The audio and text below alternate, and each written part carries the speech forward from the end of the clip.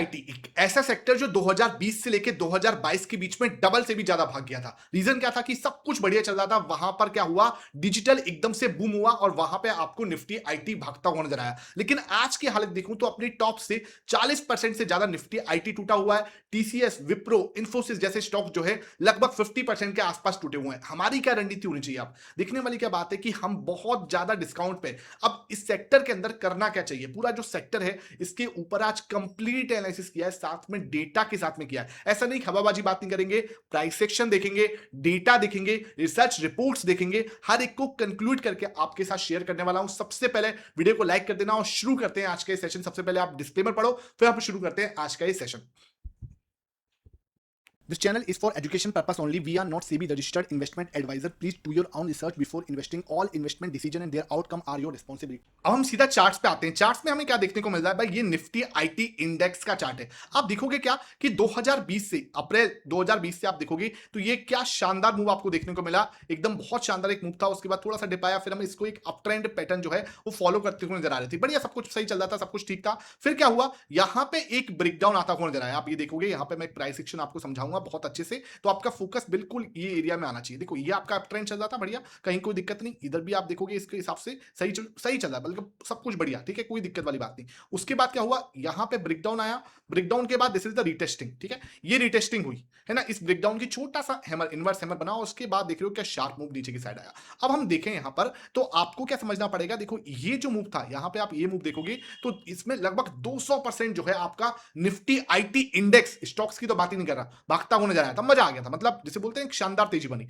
लेकिन अब अगर मैं यहां पे देखूं तो इस टॉप से और इस बॉटम, जो हम बॉटम देख रहे हैं, लगभग 40% से ज्यादा यहां पे आपको गिरावट देखने को मिल रही है। ऐसा क्या हो गया? बहुत ही क्लियर आपको समझाने की कोशिश करता हूं। ये चीज जो हुई वो हुई एआई की वजह से।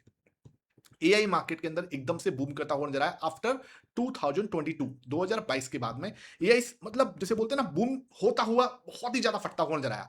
अब देखने वाली क्या बात है, एआई से होता क्या है, मैं आपको छोटा सा एग्जांपल देने की कोशिश करूंगा जिससे आपको समझ में आएगा। देखो आज मैं यूट्यूब की शॉर्ट्स आप देखोगे, मेरे यूट्यूब की शॉर्ट्स में बनाता हूं, वहां पर मैं एक एडिटर मैंने हायर करा है, ठीक है। वो एडिटर क्या करता है, वो शॉर्ट्स बनाने के मेरे से हर एक शॉर्ट बनाने के 500 रुपए लेता है, कॉस्टिंग है उसकी 500, हर एक शॉर्ट बनाने के 500 रुपीज कॉस्ट है उसकी, ठीक है, वो लेता है। अब क्या, अगर मुझे एक ऐसा टूल कोई दे दे, भाई बिल्कुल सिंपल सी बात है कि गुरदीप भाई ये लो आपके पास एक टूल है, 2000 रुपए मंथली इसका एक सब्सक्रिप्शन है, क्या आपको भाई इसको आपको 2000 रुपए मंथली जो है पे करना पड़ेगा, और ये टूल आपके लिए आपको कुछ नहीं करना, अपनी वीडियोस पे अपडेट करनी है, अपलोड करनी है, और आपकी वीडियो अपने आप ही शॉर्ट्स जो है सब कुछ उसके अंदर अपने आप हो जाएगा। भाई अभी भी बहुत सारे टूल ऐसे आ रहे हैं जो छोटे छोटे जो है, लेकिन वो इतना बेस्ट नहीं हुए कि अपना बहुत ही एडवांस तरीके से शॉर्ट्स को या वीडियो को एडिट करते हैं ना। अभी हमें एडिटर की जरूरत है, लेकिन मैं आपको एक एग्जांपल ही दे रहा हूं, समझना इस चीज को। अब क्या हुआ, ये 2000 सब्सक्रिप्शन में मेरा, अगर मैं यहां पे महीने की 30 रील जो है एडिट करवा रहा हूं, तो भाई मेरी तो कॉस्टिंग बिल्कुल खत्म हो गई ना। सेम हो रहा है एआई के अंदर। यहां पर क्या हो रहा है, एआई जो है ना अब ऐसे ऐसे टूल बना रहा है जहां पे कोड लिखने की जरूरत ही नहीं है। कोड लिखने की कोई जरूरत ही नहीं है आपको, बहुत अच्छे अच्छे टूल जो है बन गए हैं, वहां पे वो अपने आप ही सारा कोड जो है, जो काम पहले 1 महीने में होता था वो आज 5 दिन में हो रहा है। जो आज 5 दिन में हो रहा है, और जो काम पहले 100 इंजीनियर मिलकर करते थे वो आज मुश्किल से 20 इंजीनियर कर रहे हैं। ये आप मान रहे हो, ठीक है। तो टीसीएस, इंफोसिस, विप्रो जो इंडियन बेस्ड आईटी सर्विसेज है, ये क्या करती थी, ये यही काम करती थी, जिसमें बोला ना थंबनेल डिजाइन, ठीक है, ये इनको काम दिया गया, ये अपना थंबनेल डिजाइन कर रहे हैं, इनको 500 रुपए की कॉस्टिंग मिली है। अब क्या हुआ, इनके पास क्या हुआ, यूएस बेस्ड जो कंपनी जो इनके क्लाइंट है उनके पास एक टूल आ गए। अब जब ये टूल आ गए तो क्या होगा, क्या होगा भाई, पूरा जिसे बोलते हैं ना कि यहां पर टीसीएस, इन्फोसिस, इनका वर्क जो है वो पूरा डिस्टर्ब हो जाएगा। सिंपल, इनकी जो सर्विसेज है वो डिस्टर्ब हो गई, वो ही डिस्टर्ब होती हुई नजर आ रही हैं। अब ऐसे में क्या क्वेश्चन आएगा आपके दिमाग में, इसका मतलब तो आईटी सर्विसेज खत्म हो गई, इंडिया की आईटी सर्विसेज जो है वो फिनिश है, ये सेक्टर जो है ये खत्म है। ये क्वेश्चन हमारे दिमाग के अंदर आ गया है ना। अब ये क्वेश्चन आपके दिमाग में आ रहा है, नहीं आ रहा, बिल्कुल अपना यहां पे फोकस आना चाहिए। अगर ये क्वेश्चन आपके दिमाग में आ रहा है तो हमें क्या समझना है, सर, ये जो निफ्टी आईटी जो कंपनीज है, जिसमें हम लोग बोलते हैं इन्फोसिस है, टीसीएस है, विप्रो है, एचसीएल टेक है, बहुत कुफर्स है, बहुत बड़ी अच्छी कंपनीज है, ठीक है। इन कंपनीज के अंदर ना अभी भी, अगर मैं इन्फोसिस, टीसीएस को देख रहा हूं, तो अभी भी इनके सेल्स जो है, यहां पे हम लोग इनका ना अभी प्रॉफिट दिखाता हूं आपको मैं, ये कंपनीज है, ठीक है, इनका आप एक बार को पीएनएल चेक करो, ठीक है, इनका सेल्स चेक करो, है ना। आप यहां पे आप ग्रोथ देखो, सेल्स देखो, इनकी सेल्स जो है 2015 में 94,000 थी, अब आप देखोगे 2026 मार्च में 2,67,000 है, ठीक है, 2,55,000, ऑल टाइम हाई पे है, ऑल टाइम हाई पे, हर ईयर ग्रोथ हो रही है, हर ईयर आप देख रहे हो ग्रोथ हो रही है सेल्स के अंदर, ठीक है। बात सेल्स के अंदर हर ईयर में ग्रोथ है, आप जाके चेक करो, सेल्स ऑल टाइम हाई है। ऑपरेटिंग प्रॉफिट, ये टीसीएस की बात कर रहा हूं मैं, ठीक है, इस समय टीसीएस की बात कर, operating profit 72,000 all time high, ठीक है, यहां पे आप देखो 24,000 था, 30, 32 हो गया, यहां पे 39, 42, 46, 53, 59, 64, 67, 72, ठीक है, यहां पे आपको समझ में आया। दूसरी चीज क्या हुआ, नेट प्रॉफिट पे आ जाओ। नेट प्रॉफिट जो 20,000 था, ठीक है, हर ईयर 46, 48, 49, सर फिर क्या हो रहा है, जब सेल्स अच्छी है, रेवेन्यू अच्छा है, प्रॉफिट अच्छा है, नेट प्रॉफिट अच्छा है, फिर इस कंपनी के अंदर हो क्या रहा है, सर इनकी ग्रोथ स्लो हो गई है। जो पहले ग्रोथ थी ना, वो अब वो ग्रोथ नहीं रहेगी। आप यहां पे देखो लास्ट 5 साल का जो है ग्रोथ जो है वो धीरे धीरे स्लो हुई है। FY22 के अंदर जो 18.1% की ग्रोथ थी, वो FY26 के अंदर 1.3% की ग्रोथ रह गई है। मतलब स्लोली यहां पे, मतलब जिसे बोलते हैं स्लोली जो है ये इंडस्ट्री यहां पे खत्म हो रही है, ग्रोथ जो है वो फिनिश होती हुई नजर आ रही है। अब इसका मतलब क्या कि हमें यहां पर निफ्टी आईटी जो है या आईटी इंडस्ट्रीज जो है वो खत्म हो रही है, नहीं। यहां पर आप बोलोगे तो निफ्टी आईटी या आईटी सर्विसेज जो हैं ये अभी भी डिविडेंड देती हैं, समझ रहे हो बात को, अभी भी ये कंपनीज डिविडेंड देती हैं, प्रॉफिट में है, सब कुछ ठीक है। अब आप बोलोगे सर इसका मतलब क्या हमें यहां पे इन्वेस्ट करना चाहिए, डिविडेंड देती है तो नहीं। देखो डिविडेंड देने का मतलब क्या, दो चीज, एक तो क्या, पहली चीज क्या, ये कंपनीज प्रॉफिटेबल हैं, सस्टेनेबल हैं, अच्छा इनके पास कैपिटल है, ठीक है। दूसरी चीज, जब ये डिविडेंड दे रही है ना, इनको खुद को ये समझना चाहिए कि हम यहां पर डिविडेंड देने की जगह एआई में इन्वेस्टमेंट करें, ठीक है। ये लोग डिविडेंड दे रहे हैं, चलो उनकी स्ट्रेटेजी हो सकती है, लेकिन ये थोड़ा सा एक क्वेश्चन यहां पे बनता है। अब क्या क्वेश्चन यहां पे आ रहा है कि डिविडेंड प्ले हो रहा है, सब कुछ ठीक है, ग्रोथ यहां पे मर रही है, खत्म हो रही है, डेथ हो रही है ग्रोथ की यहां पे। अब ऐसे में क्या हो रहा है कि निफ्टी जो आईटी है ना, वो आपका क्या है, एक ट्रांसफॉर्मेशन फेज में है। ट्रांसफॉर्मेशन फेज क्या होता है, जिसको हम लोग बोलते हैं ना, कई बार आपने एक बहुत ही रॉ वर्ड जैसे बोलते हैं ना, जेनजी का वर्ड आपने सुना होगा, जिसे हम लोग बोलते हैं पिवट, ठीक है। पिवट जो है आपका, आपको बिजनेस के अंदर ना आपको पता है कि ये बिजनेस जो है अब नहीं चल रहा, आपने कोई रेस्टोरेंट ओपन किया, आपको पता चला कुछ समय बाद वो बिजनेस जो है नहीं काम कर रहा, होता है यार, ऐसा नॉर्मल सी बात है। अब वो बिजनेस जो है, आप रेस्टोरेंट से आपने उसको कुछ और चीज में कन्वर्ट कर दिया, ठीक है, आपने उसको फूड ट्रक कर दिया। मैं ऐसे नहीं कह रहा कि पूरा फूड बिजनेस ही बंद कर दिया, नहीं, फूड बिजनेस के अंदर जो आपको पता था कि यार यहां पे मेरी कॉस्टिंग ज्यादा जा रही है, उस कॉस्टिंग को आपने कट कर दिया, तो उसमें क्या कर दिया आपने, अपने अंदर जो है ट्रांसफॉर्मेशन या हल्का सा पिवट जो है वो कर दिया, वो ही इस फेज के अंदर चल रहा है।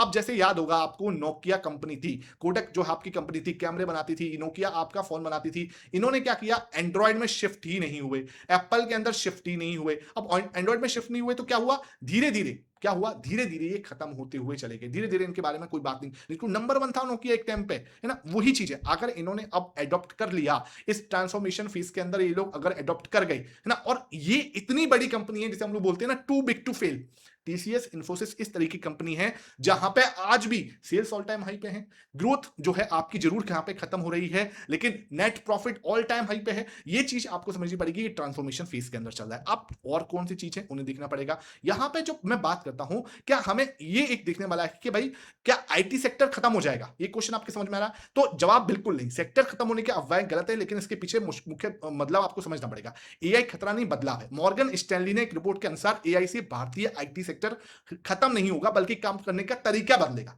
आपको समझना पड़ेगा, काम करने का जो तरीका है ना वो बदलेगा। कंपनियां साधारण कोडिंग की बजाय हाई स्किल्ड एआई प्रोजेक्ट जो होते हैं ना, उनको डेटा सेंटर्स की तरफ शिफ्ट होंगी। यहां पे हमें शिफ्ट होना पड़ेगा, समझो, ये जो है ना इधर हमें शिफ्टिंग देनी है।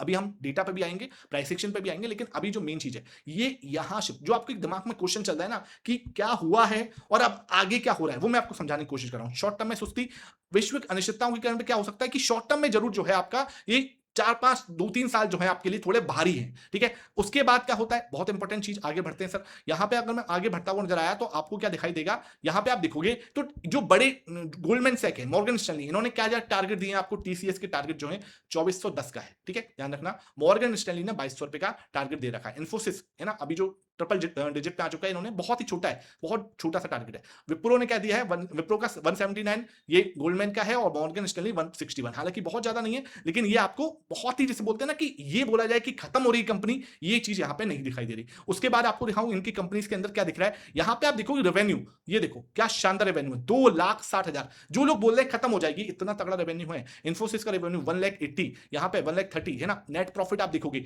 नेट प्रॉफिट आपका बढ़िया, एकदम कहीं कोई प्रॉफिट के अंदर कमी नहीं है, प्रॉफिट बढ़िया चल रहा है। उसके बाद डेट फ्री है कंपनी, जो डूबती है वो सबसे ज्यादा इशू क्या होता है, वो डेट बहुत ज्यादा होता है। इन तीनों कंपनी एचसीएल टेक यहाँ पे लिया गया एग्जांपल, डेट फ्री कंपनीज है। उसके बाद कैश एंड इन्वेस्टमेंट देखो 60,000 करोड़ का, 45,000 crore Infosys, 25,000 crore HCL tech. Operating cash flow यहाँ पे आप देखोगे, डिविडेंड हिस्ट्री एक्सीलेंट रही है भैया, बढ़िया है ना। फॉर्च्यून 500 इनके क्लाइंट्स देखोगे आप, बड़े बड़े क्लाइंट्स है यूएस के अंदर, ठीक है, ये आपको बढ़िया दिखेगा। एआई प्रोजेक्ट के अंदर भी आप क्या हो रहा है, इनका जो है बहुत तगड़ा इन्वेस्टमेंट चल रहा है।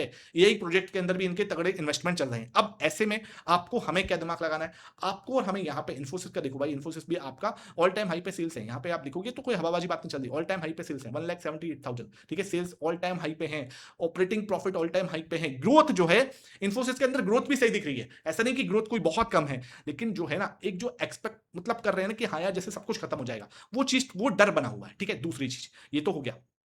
अब यहां पे हम डेटा की बात करें, डेटा और प्राइस एक्शन मुझे क्या देखो, ये आपके समझ में आया कि यहां पे अब हम एक डाउन ट्रेंड पैटर्न के अंदर चल रहे हैं, ठीक है, बिल्कुल सही है, एक डाउन ट्रेंड पैटर्न है आपका। इस डाउन ट्रेंड पैटर्न के अंदर है ना, डाउन ट्रेंड चैनल पैटर्न बोलते हैं इसको हम लोग। डाउन ट्रेंड चैनल पैटर्न के अंदर इस सैटरडे को मैंने अभी जो आपको है ना सुबह लगभग 12:30 बजे है ना आपके साथ मेंबर्स ओनली सेशंस जो है शेयर किया है, कहां पे, learning charts with Mohit Sharma के चैनल पे, जो कि इसी डाउन ट्रेंड पैटर्न चैनल पे, अप ट्रेंड चैनल पैटर्न पे बनाया गया। बहुत शानदार लर्निंग सेशन है, आपने नहीं ज्वाइन किया हुआ, लिंक आपको डिस्क्रिप्शन बॉक्स में, एक बार आप जरूर चेकआउट करना। यहां पे आप देखोगे तो हम लोअर एंड पर हैं, ठीक है, समझ लो लोअर एंड पर। तो एक बाउंस बैक हम कहां पे देखो, एक बाउंस बैक हम कहां पे एक्सपेक्ट कर सकते हैं, 32,000 तक का एक बाउंस बैक यहां पे हम एक्सपेक्ट कर सकते हैं। This is the decision area. अगर वापस से नेगेटिव बनेगा फिर वापस हम नया जो है दौर जो है डाउन ट्रेंड का अप जो है कर सकते हैं। लेकिन आपको एक चीज समझ में आएगी, ये जो आपके पास 26,400 का सपोर्ट था, ठीक है, ये 26,400 के आसपास का जो आपका सपोर्ट था, इसका लगभग ब्रेकडाउन करता हुआ मार्केट नजर आ रहा है कि निफ्टी आईटी जो है आपका इधर जो है ब्रेकडाउन करता हुआ नजर आ रहा है। ऐसा लग रहा है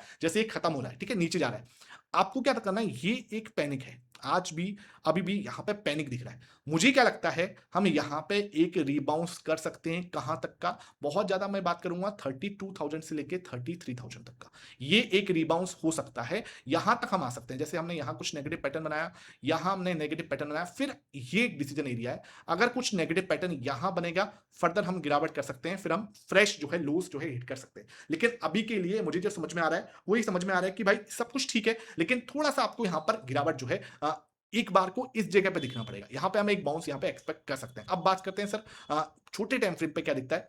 अगर मैं थोड़े छोटे टाइम फ्रेम पे आया, यहाँ पे मुझे क्या दिख रहा है, डेली टाइम फ्रेम पे आते हैं, ठीक है। डेली टाइम फ्रेम पे क्या दिख रहा है सर, डेली टाइम फ्रेम पे भी लगातार मार्केट टूट रहा है, लगातार, ठीक है। यहाँ पे आप देखो कि लगातार जो है आपको ऐसा लग रहा है जैसे सब कुछ खत्म हो रहा है धीरे धीरे, है ना, ये देखो। लेकिन इतना बड़ा कंपनी है, इतनी बड़ा सेक्टर है, ऐसा नहीं कि खत्म हो जाएगा। मैं आपको बताऊंगा मेरा क्या प्लान है इसमें, अभी हम यहाँ पे अपना भी प्लान डिस्कस करने वाले हैं कि क्या हमारा प्लान रहेगा। ये देखो, है ना, ये डाउन ट्रेंड पैटर्न है। इस डाउन ट्रेंड पैटर्न के अंदर, है ना, इस डाउन ट्रेंड पैटर्न के अंदर हम एक्सपेक्टिंग क्या, मार्केट यहां से एक बाउंस दे सकता है ऊपर की साइड में, एक बाउंस यहां पे हम एक्सपेक्ट कर सकते हैं। यहां पे बाउंस हमारे लिए यहां पे आ सकता है, ये आपके लिए खटल रहेगा 28,000 का। अगर 28,000 टूटता है तो और शार्प मूव आ सकता है। एक बार हम टीसीएस को भी देख लेते हैं, टीसीएस के अंदर क्या चल रहा है उसका चार्ट भी देख लेते हैं। टीसीएस का चार्ट हम कर देता हूं एक बार को, मंथली टाइम फ्रेम देखूं तो बहुत शानदार गिरावट है, देखो यहाँ पे, है ना। इसको अगर मैं यहाँ पे चेक करूं आपके सामने, ये देखो, तो ये आपके पास में प्राइस रेंज के हिसाब से देखो तो बड़ी गिरावट आपको 50% से आसपास जो है आपको टीसीएस गिरता हुआ, मतलब 50% से ज्यादा टीसीएस जैसी कंपनी गिरती हुई नजर आ रही है, ठीक है।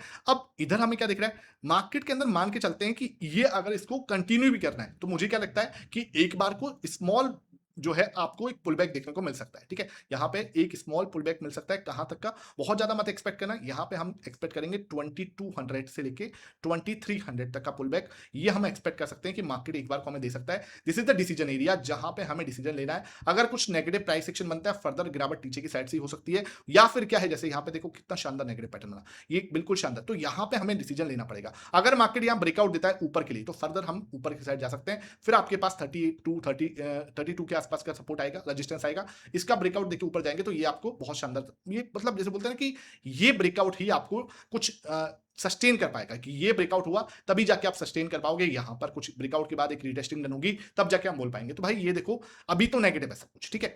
अब आप पूछोगे सर ठीक है आपने सब बात बता दी, आपने पूरा डेटा भी बता दिया, आपने सब कुछ समझाया, अब यहां पे क्या होगा। देखो मैं क्या कर रहा हूं, मैं अपना बता देता हूं, बिल्कुल कंक्लूजन करने आते हैं इस वीडियो को। निफ्टी आईटी डेफिनेटली 40% से ज्यादा, 45% से ज्यादा टूटा हुआ है, टीसीएस 50% से ज्यादा टूटा हुआ है। तो ये भाई डेफिनेटली ऐसा तो नहीं है कि हाँ खत्म हो जाएगा। तो मैं क्या कर रहा हूं, मैं भाई इसके अंदर अपनी पूरी कैपिटल का, ठीक है, 10 से 15% के आसपास एलोकेट करूंगा, सिंपल। उस 10-15% के अंदर लेट्स सपोज मैं क्या करूंगा, 10-15% के अंदर क्या करूंगा, लगभग लगभग मोटा मोटा 5% तो मैं करूंगा निफ्टी आईटी यानी कि आईटी 20 के अंदर जो है इन्वेस्टमेंट करने की सोचूंगा। और बाकी के जो 10% है, ठीक है, बाकी के 10% में जो निफ्टी के आईटी के जो बड़े अच्छे सेक्टर के जो बड़े बड़े स्टॉक्स है, मैं किसी का नाम नहीं लूंगा, यहाँ पे जो 3 बड़े स्टॉक्स हैं, ठीक है, उन तीनों में बराबर इक्वल जो है डिवाइड कर दूंगा। लगभग आप मान के चलो 3-3% तीनों में अपना पैसा जो है एलोकेट कर दूंगा। इससे क्या होगा, मेरा फंड जो है पूरा डिवाइडेड है। मोटा फंड जो है आपका आईटी 20 में चला जाएगा और इसको मैं इस तरीके से चलूंगा। उसके बाद अभी के हिसाब से बता रहा हूं, उसके बाद जब भी ये ट्रेंड टूटेगा यहां से, ठीक है, जैसे निफ्टी आईटी के अंदर टूटता है या आपका टीसीएस जैसे स्टॉक है, अगर इसका ब्रेकआउट यहां पे आता है, तब मैं यहां पे अपना एलोकेशन बढ़ाने के बारे में सोचूंगा। उससे पहले मैं यहां पे अपना एलोकेशन बढ़ाने के बारे में नहीं सोचने वाला। ये चीज आपको क्लियर होनी चाहिए, क्योंकि सर जब तक ट्रेंड मुझे नहीं बताएगा ना, मैं उससे पहले यहाँ पे कोई डिसीजन नहीं बनाऊंगा। दिस इज द ये नेगेटिव एरिया है। अगर इसके ऊपर ब्रेकआउट होगा तभी यहाँ पर कुछ सस्टेनेबल कुछ प्रोग्राम बन सकता है। आई होप ये वीडियो पसंद आई हो। ध्यान रखना कोई बाई या सेल रिकमेंडेशन नहीं है। ध्यान बहुत सारे आपको क्या है, ध्यान रखना बहुत सारी चीजें जो है ध्यान में रखने वाली बात होती है। रिस्क मैनेजमेंट बहुत इंपॉर्टेंट होता है। अगर आप ट्रेड करोगे फाइनेंशियल एडवाइजर से जरूर कंसल्ट करना, अदरवाइज आपको भारी नुकसान हो सकता है। आपके प्रॉफिट और लॉस की जिम्मेदारी मेरे या इस चैनल की बिल्कुल नहीं होगी। Thank you for watching this.